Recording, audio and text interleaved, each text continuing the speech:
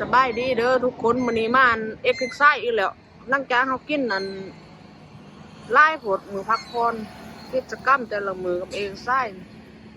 สถานที่กว้างขวางกิจกรรมประจำของเฮาแหละหลังจากมื้อพักผ่อนเวียกแล้วก็กินหลายแล้วก็มาเอ็กซ์ไซส์สุดยอดเลยพักกินลาดตาลีหานอาหารมันยังก็อยู่นี่บัดมันเอ็กซ์ไซส์กินหลายแล้วก็มาเบิ้ลไขมันต่อ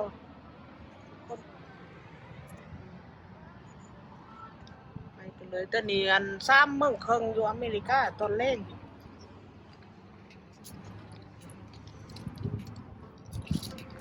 วันนี้พี่ไส้เบิ้ลเอาน้ำมาเริ่ม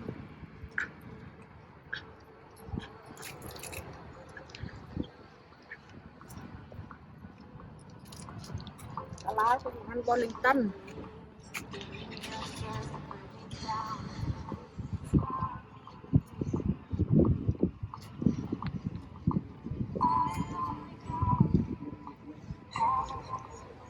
เด้อเพื่อจะจอยมาออกกำลังเบิ้ลไขมัน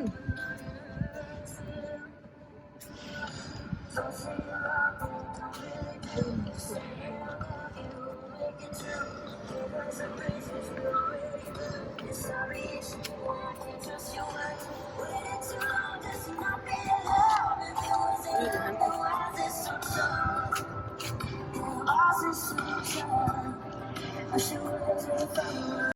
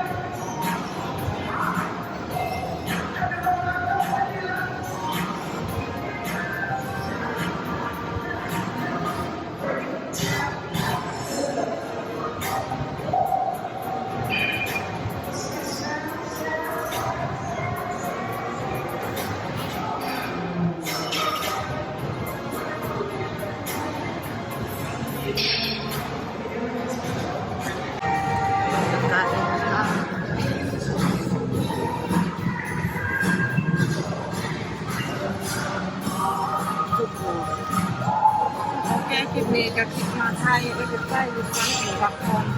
เจอกันใหม่คลิปหน้าบ๊ายบาย